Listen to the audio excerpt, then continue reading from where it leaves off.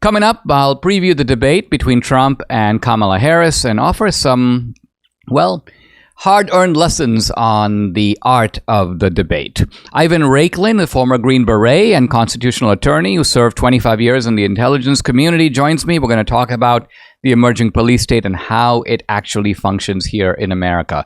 Hey, if you're watching on YouTube or Rumble, listening on Apple, Google, or Spotify, please subscribe to my channel. This is the Dinesh D'Souza podcast.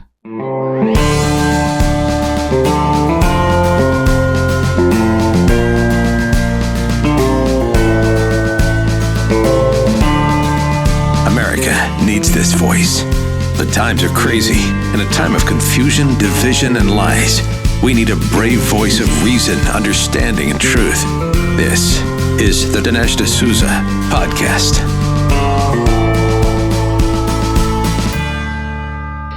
Guys, I wonder if you have seen yet the trailer for the new film Vindicating Trump. If you haven't, it's out there. The website is vindicatingtrump.com, vindicatingtrump.com. And make sure you spell it right. I got a note from a guy the other day. This was actually a message on X, and he goes, "Hey, I've been looking up Vindicate Trump, and I can't find." I'm like, no, it's not Vindicate Trump. It's Vindicating Trump. So you got to be accurate. And you'll get the website. The trailer's up there. And mark your calendar for September 27th. Or 28th or 29th, that weekend, the opening weekend of a film is often very critical to its success in the theaters. So if you can plan to go with friends, take your family. If you're in a Republican or conservative group or club, be fun to go with the whole gang. Now, tickets will go on sale next week. They're not available yet. So if you go on the website, a couple people have messaged us, "I can't get a ticket." Well, yeah, that's because the tickets aren't there yet. And why? Because we're still lining up all the theaters. So the full roster of theaters we'll have next week. And then on the website, all you do is just like in the past, you type in your zip code, boom, the theaters near you will pop up. Buy your tickets the normal way through Fandango and the other ticketing sites. So we're not doing buyouts. We're doing a normal theatrical run. And get ready. This is a film you're going to want to see in the theater. The best way to see it. It's cinematically really powerful. It's also very entertaining. So this is a film that is inspirational. It is in some ways, in some aspects, a bit dark, but it's also laugh out loud funny and something you're not going to want to miss. There's also an accompanying book which lays out an argument in a very original and thorough way with accompanying references. The book is called, guess what? Vindicating Trump, same title as the movie. You can pre-order your copies now on the website, vindicatingtrump.com. Now, the debate coming up tonight between Trump and Kamala Harris. And there's a lot of kind of speculation about what Trump should do, what Harris is going to do, what Trump's manners should be. And rather than kind of do that kind of a tea leaves analysis, what I thought I would do is draw upon the fact that I have been in this debate sphere now for 2 decades. And I have done a lot of debates, political debates, Christian apologetics debates. I've debated a number of the leading atheists around the world. I've debated them quite literally around the world, in Mexico, in London, here in the United States. And I've debated leading political figures going back to Walter Mondale, Jesse Jackson, the head of the Civil Rights Commission. So I thought what I would do is try to spell out, just from my own experience, 4 or 5 key lessons of how to do a debate. What do you do to be successful in a debate? Well, first of all, it's really important to realize in a debate that you're not just debating the issue. This struck me one time while I was debating Christopher Hitchens. He's a lot of the things he says are somewhat nonsensical. They're nonsensical, but they're said in a kind of urbane way. "Mr. Chairman, may I interject?" and so on. But when you listen to the point, it makes no sense. But even though it makes no sense, here's Hitchens. He's got a glass of whiskey in his right hand. He sometimes has a cigarette in his left hand. He's got a floppy hair. He looks like a very bohemian.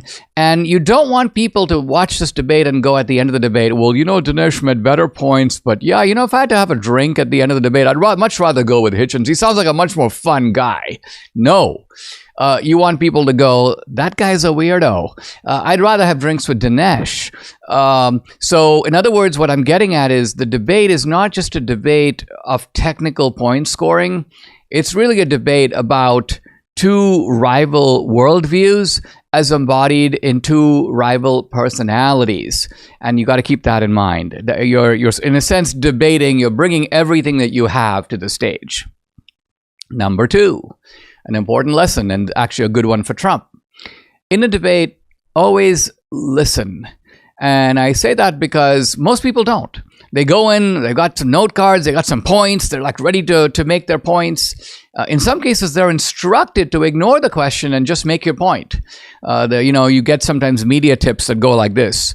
Regardless of what the questioner says, you should say, the real issue is, and then say exactly what you want to say. So they ask you a question about, let's just say, tax policy, or let's say something that's awkward. You just go, well, George, the real issue is, and then you go on and ignore the question, hoping that the audience will just kind of go with you. But that's not the best strategy, in fact. The best strategy is to listen carefully to what is being said and try to torpedo the heart of it.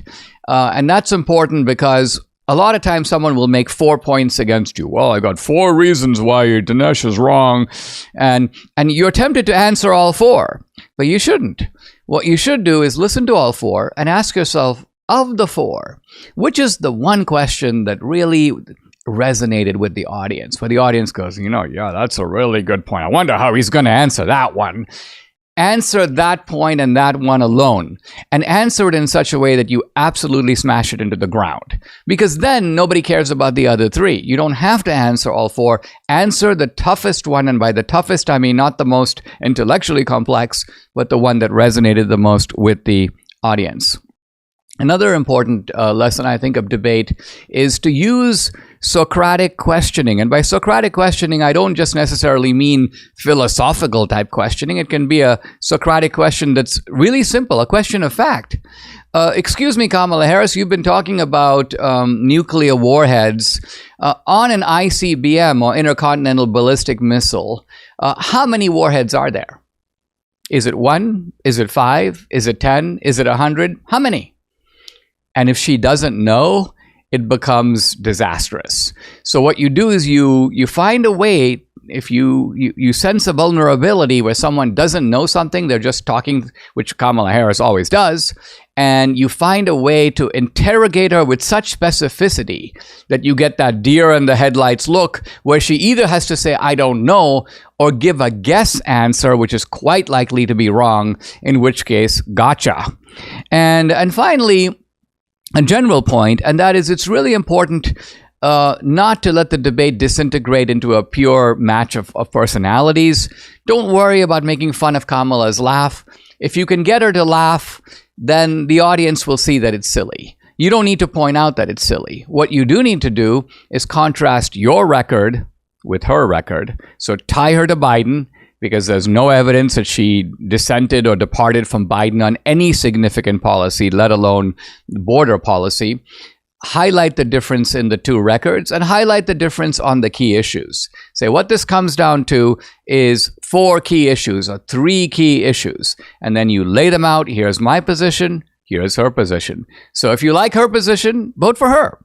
But if you like my position, consider voting for me. I think if Trump keeps these ideas in mind, kind of debate tactics 101, he'll do extremely well tonight. Did you know that there's nearly $1 trillion of infrastructure and pandemic funds yet to be spent? That's right. There's a massive amount of money that the lame duck administration is pushing hard to spend in their last few months. If the president is able to push these funds out, we could see another prolonged inflation surge, just like during COVID. And I'm sure you remember the terrible effects that high prices had on most Americans. But there's hope. A surge in prices can be beaten. A gold IRA from Birch Gold Group can be an inflation hedge for your savings in uncertain times. To see how to protect your IRA or 401k, get your free information kit on gold by texting the word Dinesh to 989898. Birch Gold makes it seamless to roll over your retirement account while preserving your tax advantage status. Do what Debbie and I have done. Don't wait for the president's spending spree to tank the dollar further. Protect your financial future now. Get started. Text Dinesh to the number 989898 for your free information kit from Birch Gold. Are you feeling overwhelmed by the increasing cost of health insurance? Have you had enough of not having control over your healthcare dollars? Introducing Share Right. It's healthcare done the right way. At Share Right, you're not just a number, you're part of a caring community. And forget about paying excessive premiums. With Share Right, you stand to save 30 to 50% compared to health insurance. So think about what you could do with all those savings.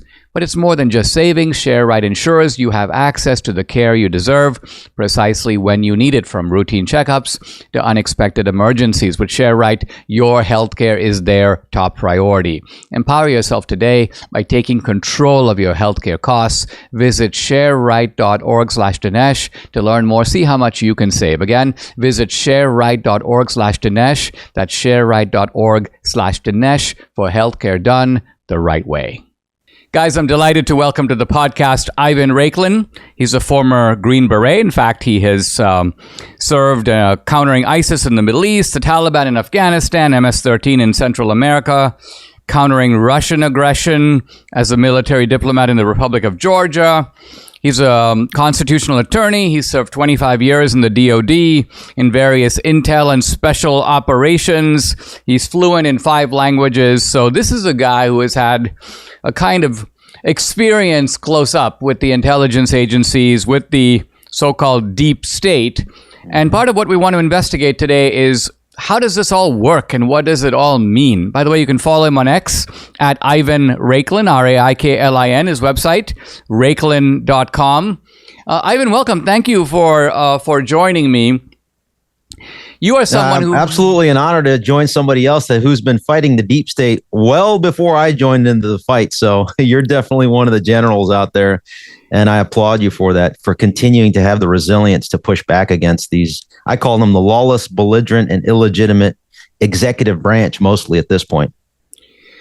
Ivan, how does this stuff work? Can I say this because you've got multiple different agencies, and they often have different bureaucracies and they have different tasks, but it appears that these agencies coordinate very closely with one another. And my question is, can we speak about a single intelligence apparatus, or do you have all these different groups that are somehow in sync, maybe in sync ideologically, maybe in sync having common interests? How do you see this octopus holding together? I guess if you ask it that way, I would say that the one unifying factor in all of this is, if you look at from the prism of incestuous generational corruption, and then from there you kind of link analysis it out to the institutions that have the maximum authority constitutionally, legally, to then be leveraged beyond that constitutional authority to then weaponize against political opponents, then you would have to answer that question with the FBI, I pronounce it, and the CIA when it comes to the international component, to then vector in to weaponize against domestic threats through liaison partners. That would be probably the shortest answer I could explain. And then we can go into a little bit more depth on each of those components. One, I guess, prevailing example that I can give you that has been in the media for years now, especially in light of Mark Zuckerberg's admission of guilt, is what I call it. There are 3 layers to that admission of guilt by Mark Zuckerberg. Keep in mind, before I go, number one, he admitted what I call to genocide, participating with the entire corrupt censorship scheme that resulted in manipulating over 3 billion monthly active users across his Facebook, his Insta garbage, and his WhatsApp platforms, to then convey to the globe that you must take these unsafe and ineffective products, for one vector. Number 2, he provided cover for, and that was done in coordination with those individuals at the Foreign Influence Task Force at the FBI, namely the one that was the section chief, Laura Demlow, and her supervisory intelligence analyst, which was Brian Oughton, who happens to so be the supervisory intelligence analyst on the Crossfire Hurricane operation a few years prior to that.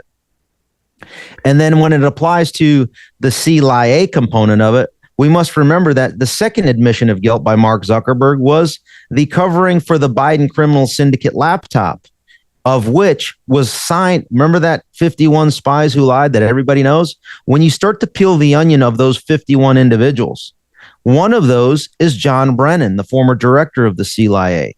Another one was his inspector general, who was later then chosen by the beloved Mike Pence's, I call it Mike Pence's Liz Cheney, and Nancy Pelosi's beloved Benny Thompson, as they created a committee to cover up for what I call the Fedsurrection and then promote the insurrection narrative. That individual, one of the 51 spies who lied, was David Buckley, who later becomes that committee's staff director to perpetuate the previous cover-ups. What I'm getting at here is that most of those 51 were almost all of them were senior CIA officials previously, and actually there were 60 total, 51 named, 9 unnamed, and they're still within the ecosystem of that very CIA, which then begs the question, how much leverage did those that did that the memo in Politico to cover for the Biden criminal syndicate laptop and then extend that reach to the 3 billion monthly active users that were censored through the Mark Zuckerberg censorship scheme? It begs the question, what else did they censor? Well, he admitted to a third thing. He admitted to basically, you can extrapolate and say that Mark Zuckerberg, through the Zuckerberg-Chan initiative, provided $400 million plus to the Center for Tech and Civic Life, which you covered during 2000 Mules briefly. And that was essentially used. And if you look at the evidence showcased by Justice Gableman when he provided his report in Wisconsin, it basically takes that $400 million and it was used to bribe local election officials to then create the electoral outcome of their choosing. So by extension, Mark Zuckerberg was involved with the CIA and the FBI knowingly, because he admitted to it, to 3 massive global level crimes. Genocide, 1, as it relates to the whole COVID con. The electoral heist, number 2. And then the obstruction of justice at a global scale as he provided cover for the Biden criminal syndicate laptop. I can go into literally 40 hours of in-depth details with receipts on every single component of that, Dinesh. Well, that you've just, I think in a very surgical way, teased out 3 separate threads that come together. Mm-hmm. Now, what's interesting to me is if you listen to Zuckerberg, he has this kind of adolescent, kind of aw shucks manner. The FBI came to us and they said this, and we know we'd had to take it seriously. And so my question is Zuckerberg is this a guy who's like a techie nerd who doesn't really know what's going on in the global scheme of things and is being cunningly manipulated by smarter and older and more experienced people in these intelligence agencies? Or is he a very knowledgeable collaborator who nevertheless now maybe thinks, whoa, if Trump happens to get across the finish line, things may not look so pleasant for me. I better make some confessions up front in order to clear the deck a little bit and protect myself. How do you explain Mark Zuckerberg's personality and his behavior? What's his motives? No, that's a fantastic question. I would say he could argue, at least initially, that he was a, unsuspecting neophyte to the entire corrupt regime of the FBI. Okay, we'll give him the benefit of the doubt on that. But remember, he owns a platform that he could literally at a whim look into through his engineers on all the communications to basically confirm or deny what is being presented with on some of this material. He's probably the one individual on the planet that has more knowledge and context of humanity's overall knowledge based on all the communications. It would have been an easy lift for him to look into that. So then maybe the first few weeks or month, he could have bought into it. But 3.5 years, almost 4 years later, that's disingenuous to be very diplomatic and polite on your show here. I would say that it is more the latter that you laid out. At some point, he was knowing, and then he had to provide more and more cover. It even there's more evidence to support that conclusion because he still is in a position he's still censoring us. Remember, in the admission of guilt, he said he wasn't no longer going to do that. Well, guess what? You probably know many more people than I that are still on the fake book platform, that are still being censored, that are still demonetized, that are still feeling the wrath of what I call Mark Zuckerberg runs a surrogate comms directorate, one of the subdirectorates of the FBI and mostly the uniparty apparatus to be able to control the global narrative on certain subjects. The illegal 2020 election. Still really can't talk about it in full detail. The COVID con, and then all these other components that were censored. I took it, just like you, I went on the platforms that allowed us to speak about that. And now that Elon Musk, just to kind of close out this question, now that Elon Musk is literally going all in on free speech, it's going to be interesting what happens on September 13th on this Friday, because Twitter headquarters is officially moving from California to Texas. And it'll be interesting what he does over the weekend on the 14th and the 15th. The day before, on the 16th, is when early voting starts in Pennsylvania, one of the first states. Is he going to release the information that Twitter holds as it relates to what Mark Zuckerberg just admitted to that was being done by the White House and the FBI? What I mean by that is, were the same individuals that Zuckerberg mentioned on Joe Rogan's podcast that the FBI sent a couple of individuals to start censoring about the Biden criminal syndicate laptop.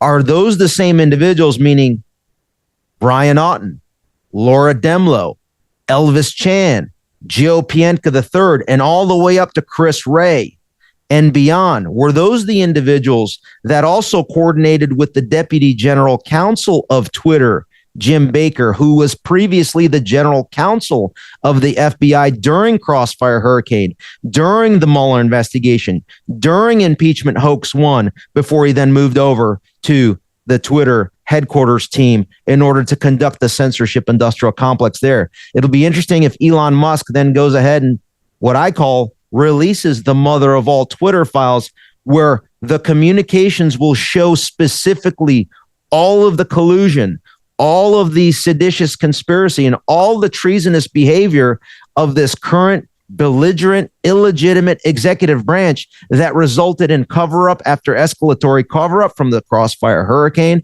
spying apparatus campaign to the cover-up Mueller investigation, to the cover-up impeachment hoax 1, to the cover-up impeachment hoax 2, the Fedsurrection, and then the subsequent Fedsurrection cover-up.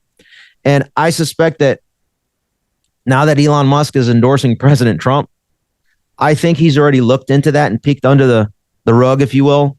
And it would be very nice to see, maybe even as early as this weekend, to inform those early voters, hey, guess what? We have full 100% evidence of the entire conspiracy theories that were attacked. They weren't conspiracy theories. They were conspiracy oracles. And here's your evidence, America. On now basically now we're at 1 billion monthly active users on X, which is like, as was posted yesterday. Oh, it was about 900 plus million. I would say going into September, it's going to go well beyond 1 billion. And now it's competing with global platforms, free speech platforms like Telegram.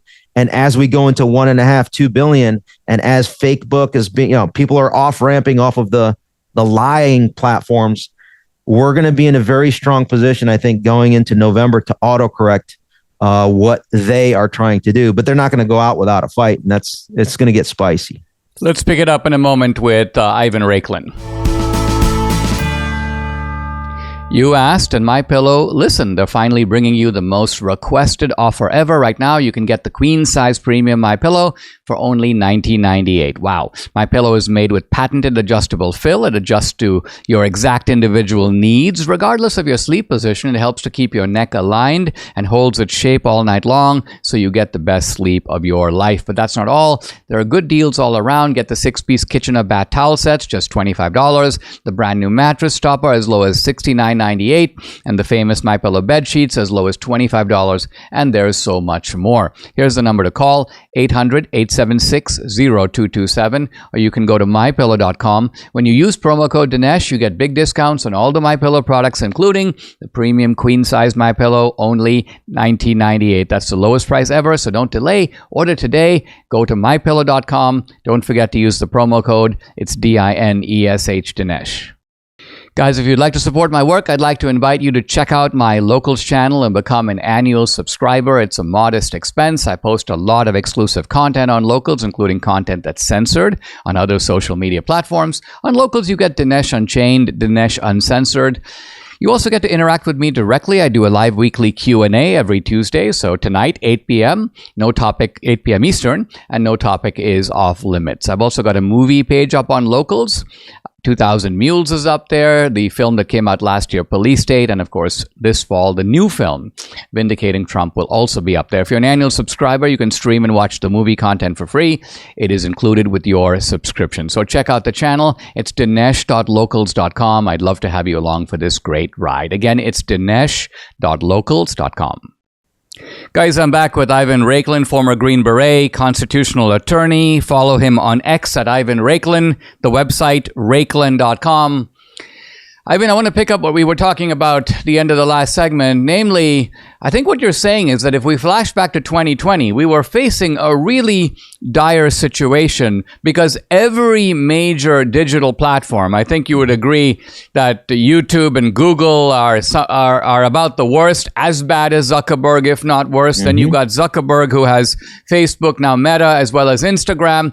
And Twitter at that time was under Jack Dorsey. You had this Twitter regime of Vijaya, the Indian woman who was in charge of the legal department. Was the guy Yoel Roth, the guy who was in charge of trust and safety. So this was a like-minded gang in all these digital platforms. And then I think what you're saying is that Elon Musk has changed the game dramatically because he's got not only a single platform, but he's got the best one. He's got the one where basically the political conversation takes place, that sets the agenda far more than YouTube, far more than Facebook, and that this might actually prove very important, partly by him spilling the beans and him just going in and looking under the hood and saying, listen, this is all the stuff. I mean, I think Elon said very memorably that Twitter in the past has been a crime scene, right? Yeah, and that sums up what you've been talking about, a lot of bad stuff that's been going on.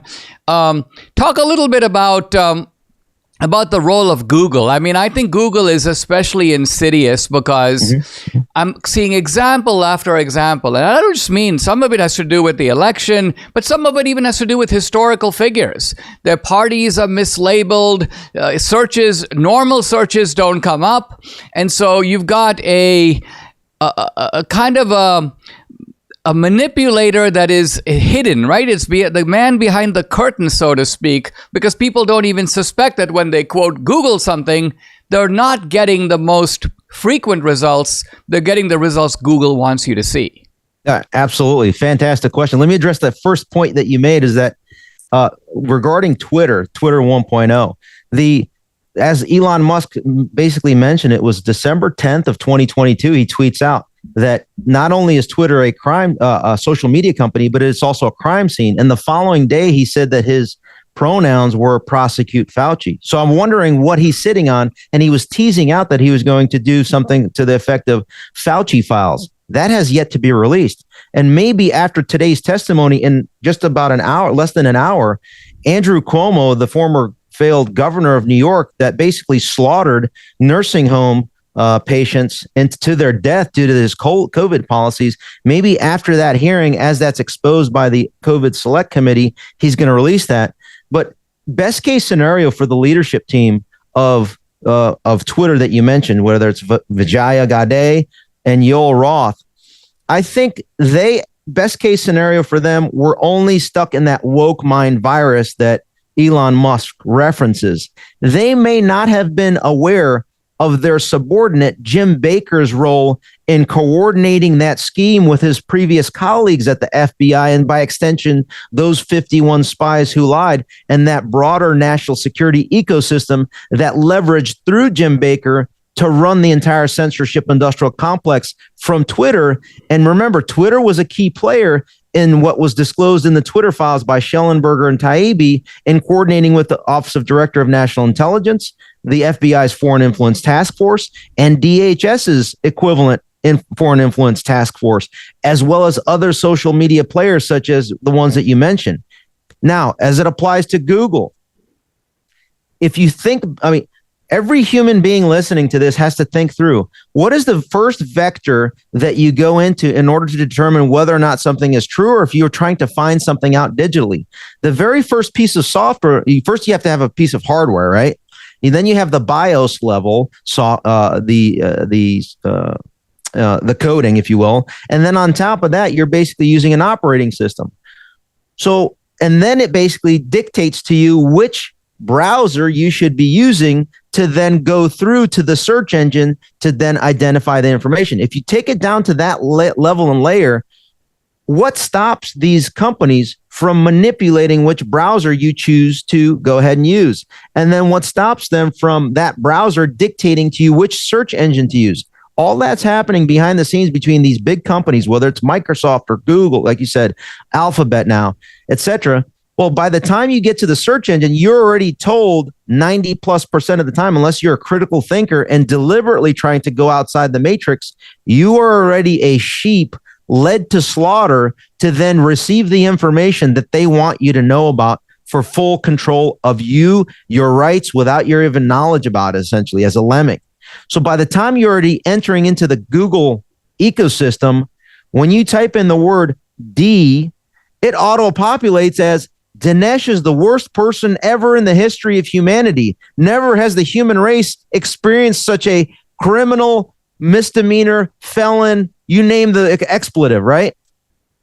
Absolutely. That's just typing in the letter D. I've worked really hard to earn that kind of a label. Absolutely. I think that's a very good description of kind of very good summary of my career. But yeah, right. No, you're right. So, but you're saying that all of this stuff is deeply embedded now, deeply programmed, and it almost takes a citizen who has to be a sort of a sleuth, vigilant is putting it mildly, to recognize, hey, listen, I think this when it has to be deliberate and forceful. But with X and Rumble, it actually makes it so much easier because you can easily go into these free speech platforms to then say, all right, let me see what's going on. Somebody reached out to me yesterday. I did an interview with the Hodge twins. They're like, hey, where can I see the full video? I said, you can't see it on CommiTube because, well, some people pronounce YouTube. It's because they pulled out some of the evidence that I provided as it relates to the COVID con. And this is evidence that's provided. I pulled it from the CDC's own website, Vaccine Adverse Events Reporting System. I brought in the Intel community, our U.S. government, Office of Director of National Intelligence, Intel community assessment related to the origins of COVID. These are the things that CommiTube and Google, are CommiSearch, I call it, are censoring out. Meanwhile, this is critically thought out evidence and information, meaning the origins of COVID, the second hypothesis, that the first one had a low level of confidence, which the Intel community assessed as being bat soup, basically. The second hypothesis that had a moderate level of confidence, which is higher than low, was that the origins were a lab incident. And there wasn't further evidence to showcase whether it was deliberate or accidental lab incident. That's something that requires further investigation. But when Fauci funds that lab incident, and he's in a position of power and influence over the course of 50 years over at NIAID through generational, remember I started off with generational incestuous corruption. Well, then guess what? He's in a position to go ahead and leverage not only his friends over at the FBI and the CIA, but the broader U.S. governmental institutions as it relates to that subject to say, hey, I'm the end all be all science. And hey, Mark Zuckerberg, you can only allow your users to the tune of 3 billion monthly active users to say this. And if they say this, you have to delete them because then my partners over at the big pharma companies aren't going to be making money hand over fist to then fund this belligerent and illegitimate regime through their funding mechanisms to name the PAC on the left and name the PAC on the right and name the legacy media company that's not sponsored by name the big pharma company. There's not a single one. So I know there was a lot there, but you're obviously been involved in this fight. You're tracking all of it. Let me I'll be right back with Ivan Raiklin. I'm back with Ivan Raiklin. Ivan, I read something interesting about Fauci, which is that in the aftermath of 9/11, that's when there was a lot of concern on the part of Dick Cheney and a number of others about bioweapons. And this is when Fauci really developed ties with the CIA, with a lot of the defense industry actors. Why? Because he was the guy, he became the bioweapons guy. And so suddenly a guy who was an infectious disease guy becomes infectious disease guy plus bioweapons guy. And I think it's dizzying for me to think about, recently Fauci goes up and says, well, that 6 feet social distancing rule, there really wasn't any science behind that. Someone just kind of came up with it and we sort of ran with it. And I thought to myself, that's a very odd thing to do and a very odd thing to admit that you did. And there has to be some reason why that arbitrary, non-scientific... Whimsical. Absolutely whimsical. Why was that so appealing to you? And to me, the answer is obvious. It's appealing to him because if you can't stand 6 feet from the other guy, you can't have a normal election. Because in a normal election, you're standing in line. And so you suddenly say, well, we have to now redo the whole way we do the election. Drop boxes, absentee voting, millions of ballots going out in the mail. All of that was enabled, if we think about it, by the 6 feet social distancing rule. So a rule that seems limited to COVID, innocent in its own right. Oh, someone came up with it. Actually is well thought out because it has well thought out consequences for the election. So to me, Fauci, maybe unlike Zuckerberg, is a little bit more of a shady and diabolical figure because I think he knew from the beginning what he was up to. No, you make some great question comments. And so number one, again, the first part, incestuous generational rot. You mentioned folks like Cheney. And right, Dick Cheney, former Secretary of Defense. And who did he work for? He worked for George Bush and he worked for George Herbert Walker. And then who was George Herbert Walker's, vice president? So you start getting into the whole Bush, George Herbert Walker was the CIA director, right? So when you look at some of these individuals and their relationships, and this goes decades and generationally, the corruption only escalates with these individuals. So when you move into the decisions that they made and did it have an impact on the electoral infrastructure, it absolutely did.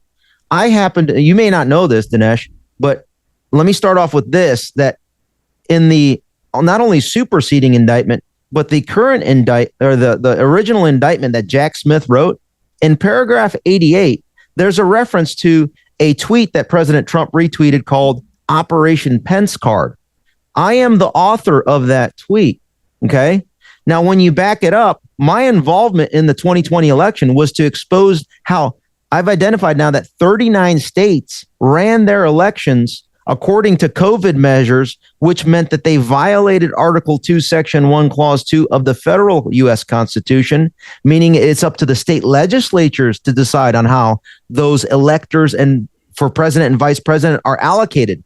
So when that legislative body in those 39 states says this is how we're going to do the popular vote, but then a non-legislative actor known as a governor or a secretary of state or a county clerk, or in Wisconsin, the Wisconsin Election Commission says, no, we're going to do it this way according to COVID measures that were promulgated by good old in the CDC and NIAID director Fauci. All of them are colluding in a manner in order to circumvent the constitutional order, namely Article 2, Section 1, Clause 2. And so 39 states ran their elections illegitimately, illegally. And so what they transmitted in the form of electors was illegitimate because the underlying manner in which it was done was illegally run. And that's why I put out the tweet. And I only argued that in the 6 contested states, but it goes beyond the 6 contested states. In that tweet, there was a memo that basically laid it on the shoulders of Mike Pence, because if you look at the Electoral Count Act, Title III U.S. Code Section 12 specifically states that on the 4th Wednesday of December, which would have been December 23rd in 2020, it is up to the President of the Senate to then send a memo to the Secretaries of State and the Judicial District judge in that, where, well, I won't go into those details, the Secretary of State, that, hey, you transmitted electors that were fraudulently transmitted because the underlying election was illegitimate. And because December 23rd under the Electoral Count Act was the very first time upon which a federal officer had a touch point in the Electoral College process, it was at that point in time that I had articulated that Mike Pence had to send it back to the states on that date, because that was what the authority of the Electoral Count Act afforded him. And not only was it an authority, it was his role as a federal officer to defend the U.S. Constitution. It was his obligation to send it back for remedy by the states. And it would have sounded something like this. Hey, states, run your election according to your own election law so that it doesn't trigger the violation of Article 2, Section 1, Clause 2. That's one option. Option 2 is just have a joint session of your state legislative body vote on how you're going to allocate those electors. That could have been done in a mere hours, right? Convene, vote, done, transmit accordingly, not dictating how they would vote. It's just to correct the underlying illegalities of it. They could have very well just said, you know what, in the interest of avoiding chaos, we're going to affirm legally the fraudulently transmitted for Biden. Had they done that, I would have been the first to say, congratulations, Biden. But they never did that. Or option 3 would have been to say for the state to abstain. Mike Pence did nothing. And then it wasn't until January 6th. This is a little bit more extension. Maybe we need to go into more detail on a future show. But I articulated to Kevin McCarthy directly and to Mike Pence's chief of staff, Mark Short, indirectly, that all you had to do was to fix the illegal 2020 election heist across multiple layers. We talked about the Mark Zuckerberg component, the censorship. You talked about it, the mules and the drop boxes. All we had to do was to have a joint session. People would object based on the criteria of, hey, these states ran their elections outside of the election laws of the state's legislature, triggering the federal violation. And for that very reason alone, we must object, triggering. And the way that the objection vote, I argued, should take place would have been by state delegation, because neither the Electoral Count Act nor the federal 12th Amendment specifically lays out during an objection if you vote by one person, one member, one vote in the House, or if you do it by state delegation. I recommended do it by state delegation as per the 12th Amendment contingent election framework. And had we done that and everybody voted by political party, you would have had a 27 to 20 to 3 vote to object to at a minimum 3 of the 6 states that were contested, because that's the trajectory we were going in on towards January 6th, meaning Arizona, Pennsylvania, and Wisconsin. And that would have forced a contingent election overall, since no one would have had the requisite 270 electoral votes. And under that framework, it would have been literally a 1 millimeter putt into the hole, using a golf analogy, where if everyone voted by political party, you would have had a re-election of Trump and Pence. But because I had articulated that, I don't want to get into too much of the nuanced detail.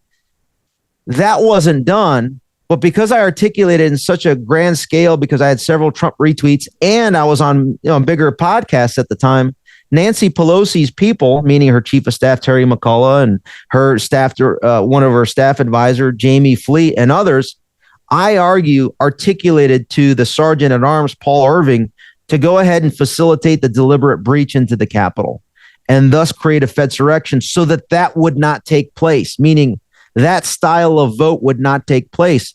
And technically, she had the authority to do that, of saying, hey, allow the people and incite them into the Capitol. But I've done numerous podcasts where I think that my role in articulating this had such a profound impact on the decision-making process of the senior leadership of the Capitol Police Board and the Speaker, and then later the Senate Majority Leader, Chuck Schumer, that they had to stop the vote from taking place how I explained it. Otherwise, it would have been a lawful constitutional manner of a re-election, and they could not have that because all the corruption and rot we've just explained in our national security apparatus in the first two segments would then be exposed immediately on January 20th of 2021. And then there would have been immediate retribution subsequent to that, because a lot of the people you and I know would have been in the institutions to guarantee that. And that's why they had to do everything in their power to steal that election, hook, line, and sinker, using all the methods and mechanisms that their discretionary authority and beyond allowed them to do. And that's what they did. And they're continuing to weaponize to stop a return of Trump, because they know accountability, to say it politely, is coming. I personally guarantee it, Dinesh. I mean, I want to emphasize the point that you're making here very briefly, and that is what you're saying is that in the 2020 election, the Constitution could not be more clear and specific that state legislatures have to make the rules by which an election is run. Mm-hmm. That under the pretext of COVID, this constitutional mandate was systematically violated in many states. In fact, the majority of states. It was genocide of our Constitution. Yes. And what you're saying is that, so regardless of the drop boxes, regardless of the mules, you're making a procedural point. This was not a properly run election. And all that Mike Pence needed to do is to basically go, hey, I noticed that none of you guys have been following the constitutional rules. I'm just going to, long before January 6th, send this stuff back to you so that you comport with the provisions of the Constitution. You're saying that Mike Pence was presumably too scared to do that, and that's what led to... Best case scenario, he was too scared. Best case scenario, he was too scared. Yes, that's right. That's an excellent point. Ivan, there's a lot here. We're not going to do full justice to it. I think we've given, like I told you before we got started, a little bit of an appetizer to a genuinely huge topic. I think we need to do this again, and we'll schedule with you to make that happen. Guys, I've been talking to Ivan Raiklin. Follow him on X at Ivan Raiklin. Website, raiklin.com. Ivan, thank you very much for joining me. Thank you so much, Dinesh. I appreciate you. Subscribe to the Dinesh D'Souza podcast on Apple, Google, and Spotify, or watch on Rumble, YouTube, and SalemNow.com.